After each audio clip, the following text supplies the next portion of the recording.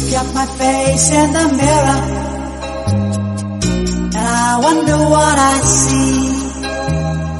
I'm just a traveling soldier, and I'll be all I can be.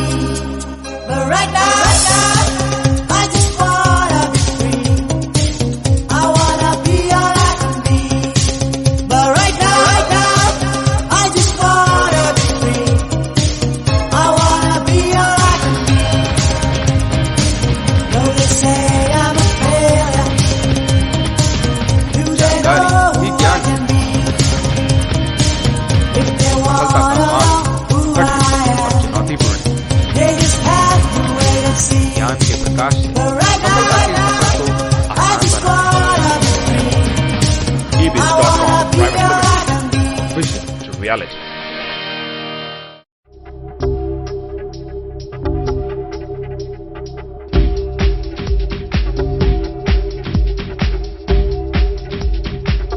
Hello friends, मैं Kanika Madan computer education की इस दुनिया में आपका स्वागत करती हूं। यदि आप धन, समय या उच्च शिक्षा के अभाव में भी कंप्यूटर सीखना चाहते हैं तथा आपके पास कामयाब होने का सपना और कड़ी मेहनत करने की लगन है, तो हमारे पास एक ऐसा मिशन है जो आपको आपकी मंजिल तक पहुंचाने में मदद करेगा। ट्रस्ट मी, हमारे पास एक ऐसा प्लेटफॉर्म है जहां ऑनलाइन और ऑफलाइन सुविधाओं के जरिए आप कंप्यूटर सीख सकते हैं। अभी हम आपको कंप्यूटर की बेसिक जानकारी दे रहे हैं और बहुत जल्द हमारी प्लानिंग है कई और सॉफ्ट डिज़ाइन कोर्सेज लाने की। हमारा सिद्धांत है लर्न व्हाइल यू अर्न। हम हर उस इंसान के साथ हैं जो एक सक्सेसफुल प्रोफेशनल बनना चाहता है और हमें पूरा भरोसा है कि अगर हम अपने एक भी स्टूडेंट को नई दिशा दे पाएं और उन्हें उनकी मंजिल तक पहुंचा पाए तो हमारा ये खूबसूरत मिशन कामयाब हो जाएगा। अब मैं इंट्रोड्यूस कराना चाहूँगी साक्षी को, जो आपको कंप्यूटर बेसिक्स की जानकारी देंगी। मुझे पूरा कॉन्फिडेंस है कि वीडियो के जरिए कंप्यूटर पढ़ाने का हमारा ये पहला प्रयास आपके लिए वाकई फायदेमंद होगा। ज़्यादा जानकारी के लिए आप हमारी वेबसाइट www.ebizzle.com पर भी लॉग इन कर सकते हैं। So friends, all the best and happy learning.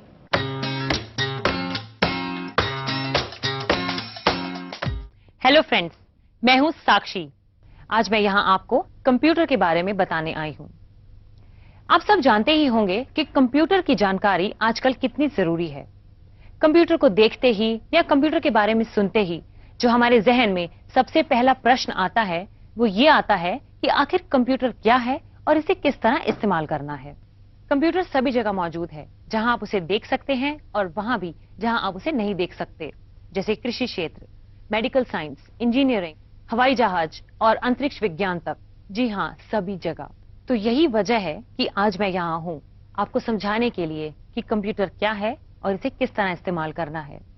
इसकी जानकारी मैं आपको कई मॉड्यूल्स के जरिए दूंगी।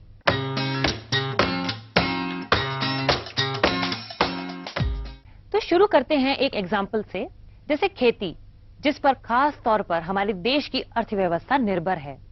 खेती करने के अब वो पुराने तरीके इतने असरदार नहीं रहे, तो इन्हें असरदार बनाने के लिए हमारे मौसम विभाग ने बारिश के आंकड़ों को कंप्यूटर में जमा कर ये बताने की कोशिश की है कि इस बार बारिश किस समय और कितने समय के लिए होगी। इससे किसान अपनी फसल का समय तय कर सकता है। और हाँ, इंटरनेट के जरिए किसान ये भी पता लगा सकता है कि आजकल बाजार में चावल, गेहूं, अनाज की कीमतें क्या चल रही हैं।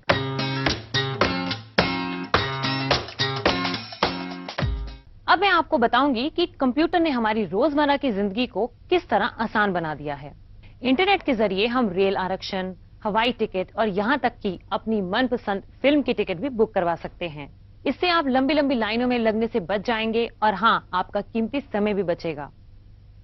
मान लीजिए आज आपको इनकम टैक्स रिटर्न फाइल करनी है और आज उसका आखिरी दिन है। किसी जरूरी काम की वजह से आप इनकम टैक्स के ऑफिस शाम को 5 बजे तक पहुंचे। आखिर वहां क्या होगा? आपको निराश होकर वापस लौटना पड़ेगा। लेकिन इन दिनों ज्यादातर सरकारी विभाग कंप्यूटराइज्ड हो गए हैं, जिससे कि आप घर बैठे हुए, ऑफिस में बैठे हुए अपनी इनकम टैक्स रिटर्न फाइल कर सकते हैं।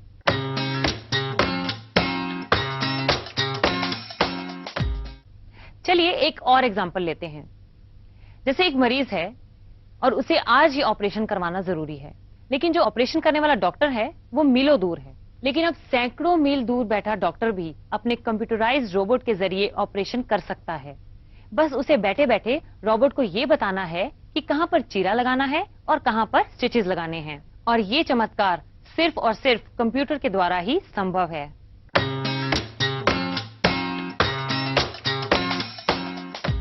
आप ये जानकर हैरान होंगे कि हमारा मॉडर्न साइंस यानी कि आधुनिक विज्ञान सिर्फ और सिर्फ कंप्यूटर पर आधारित है।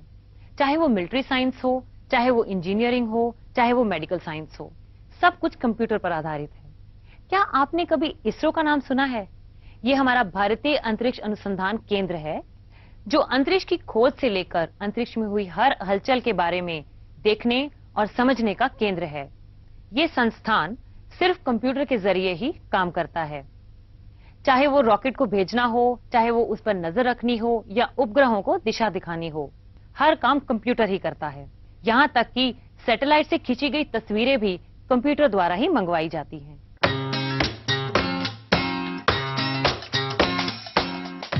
आप सभी का किसी न किसी बैंक में अकाउंट तो होगा ही, तो इन दिनों आपको किसी लेन देन के लिए बैंक जाने की कोई जरूरत नहीं है। बस आप बैंक की वेबसाइट पर लॉगिन कीजिए और इंटरनेट के जरिए कोई भी लेन देन आसानी से कीजिए। और हाँ, अगर आप शहर से कहीं बाहर जा रहे हैं तो आपको कैश यानी नकद उठाने की कोई जरूरत नहीं है।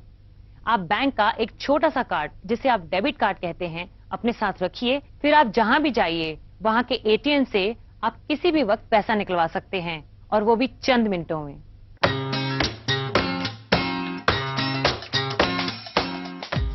अगर आप छात्र हैं और आपने कोई परीक्षा दी है तो आपको उसके नतीजे जानने के लिए इधर उधर घूमने की कोई जरूरत नहीं है। आप इंटरनेट पर आसानी से नतीजे देख सकते हैं। और हाँ, आजकल तो कई यूनिवर्सिटीज में ऑनलाइन एडमिशन्स भी होते हैं, और ये तो बहुत कमाल की चीज है कि आप ऑनलाइन किताबें खरीद सकते हैं, बेच सकते हैं, और हाँ, अपने काम का स्टडी मटेरियल तक ढूंढ सकते हैं। मतलब साफ है, कंप्यूटर ज्ञान का खजाना है। यहाँ पर हर सवाल का जवाब मौजूद है।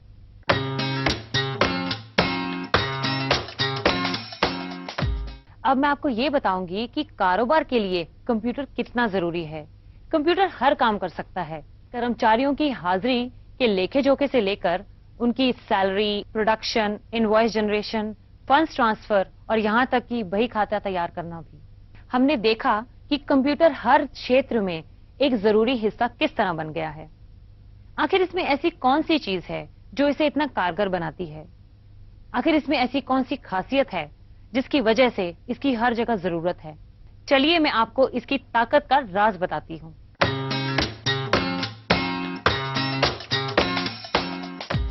कंप्यूटर का अपना दिमाग नहीं होता, इंसान के कहने पर ही ये काम करता है। अब आपके जहन में ये सवाल होगा कि अगर कंप्यूटर का अपना दिमाग नहीं होता तो कंप्यूटर इंसान की जगह कैसे ले सकता है? दरअसल कंप्यूटर में कई ऐसी खास बातें हैं जिनकी वजह से इंसान कंप्यूटर की जगह कभी नहीं ले सकता। जैसे कि स्पीड।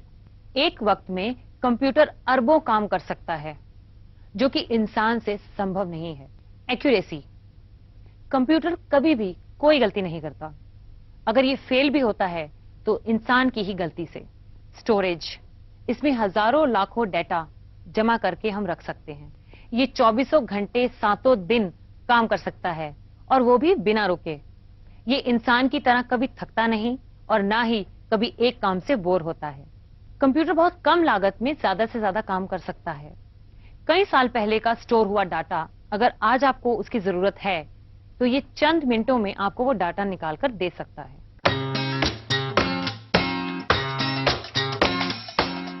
आखिर कंप्यूटर है क्या? कंप्यूटर एक ऐसी इलेक्ट्रॉनिक मशीन है जिसमें डेटा यानी आंकड़े फीड किए जाते हैं। ये उन्हें प्रोसेस करता है और फिर नतीजे देता है। एक कंप्यूटर के 3 अहम हिस्से होते हैं: इनपुट, प्रोसेस और output.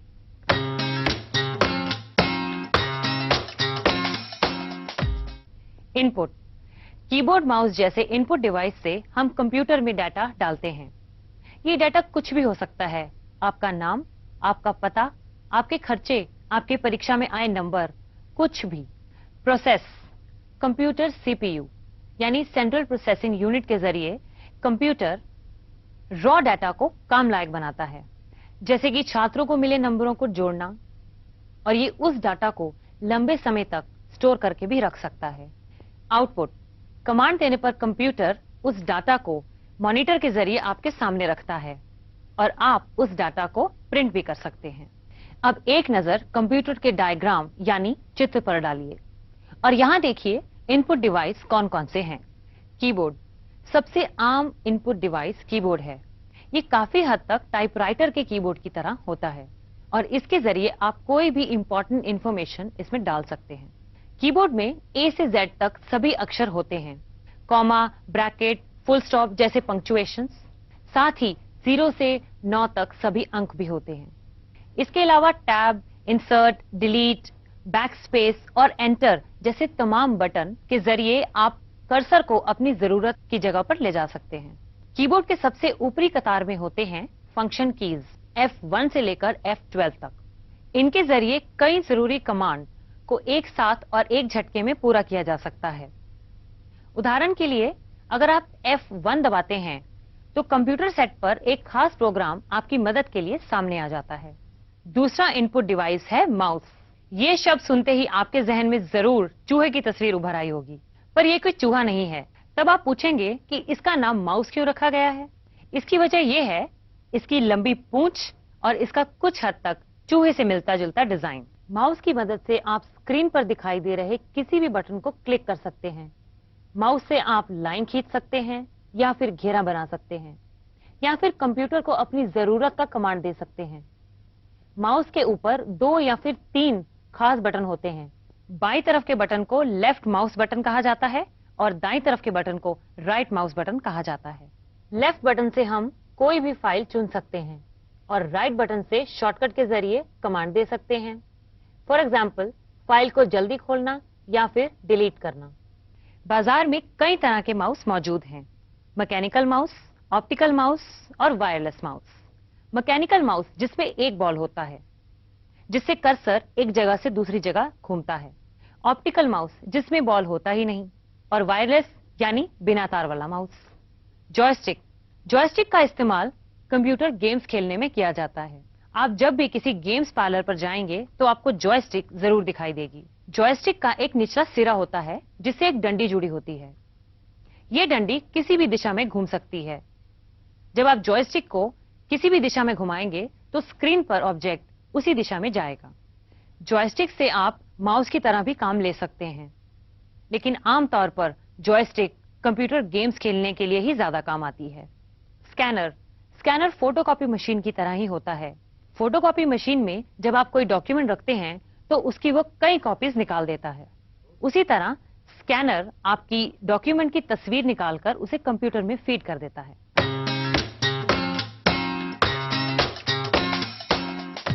Output devices, output devices का इस्तेमाल कंप्यूटर में मौजूद डाटा को देखने के लिए किया जाता है। आमतौर पर ये 2 तरह के होते हैं, मॉनिटर और प्रिंटर। मॉनिटर आपके टीवी स्क्रीन की तरह ही होता है। मॉनिटर किसी भी टेक्स्ट, ग्राफिक या फिर वीडियो को दिखा सकता है। ये कई साइज में मिलते हैं, 14 इंच या फिर और भी बड़े। जब तक मॉनिटर ऑन रहेगा तब तक आप कोई भी डेटा या तस्वीर देख सकेंगे। मोटे तौर पर इसे 2 कैटेगरीज में बांट सकते हैं, MGA और SVGA। MGA का मतलब है मोनोक्रोम ग्राफिक्स एरे। इसमें केवल 2 ही रंग होते हैं, सफेद और काला। ये पुराने फैशन का मॉनिटर है जिसमें आप केवल लिखी हुई चीजों को ही देख सकते हैं, ग्राफिक्स या फिर फोटोग्राफ्स को नहीं। SVGA, अब बारी है SVGA या फिर सुपर VGA की। इसमें हजारों लाखों रंग होते हैं। इस स्क्रीन पर आप सिर्फ फोटो ही नहीं, पूरी की पूरी फिल्म भी देख सकते हैं। प्रिंटर, प्रिंटर एक और अहम आउटपुट डिवाइस है।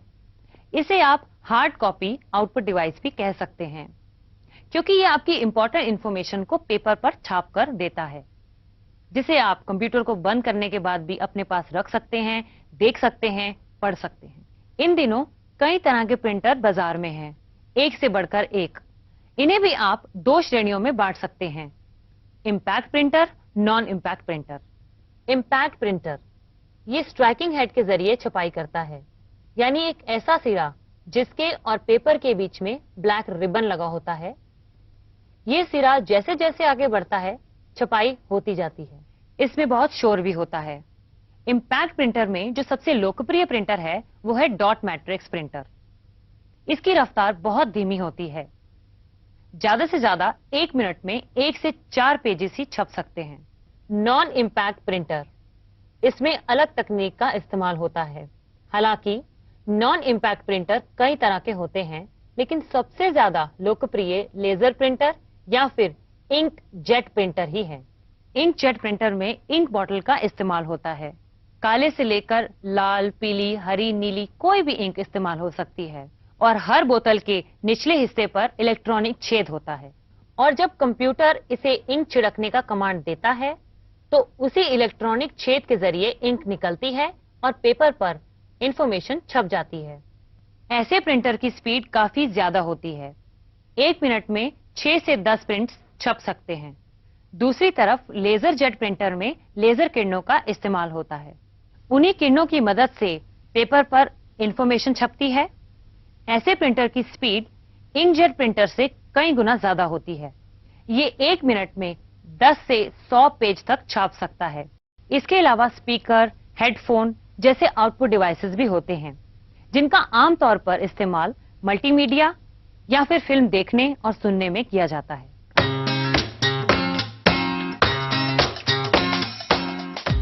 इस मॉड्यूल को बंद करने से पहले हम ये सीखेंगे कि इन तमाम डिवाइसेस को हम कंप्यूटर में किस तरह जोड़ेंगे। मॉनिटर की तार को सही तरीके से पकड़ें और इसे धीमे से लगाएं।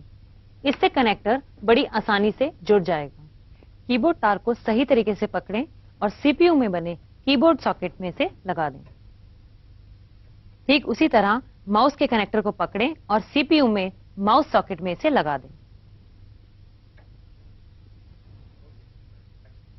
सीपीयू में ही प्रिंटर के लिए एक अलग सॉकेट होता है, उसी में इसे लगा दें। इस तरह जब कंप्यूटर के सारे हिस्से सीपीयू में कनेक्ट हो जाएंगे तो ये पूरी तरह काम करने लगेगा। तो दोस्तों, पहले मॉड्यूल में बस इतना ही। आप सब में से अगर किसी को कोई क्वेश्चन, कोई डाउट है तो आप मेरे से क्लियर कर सकते हैं।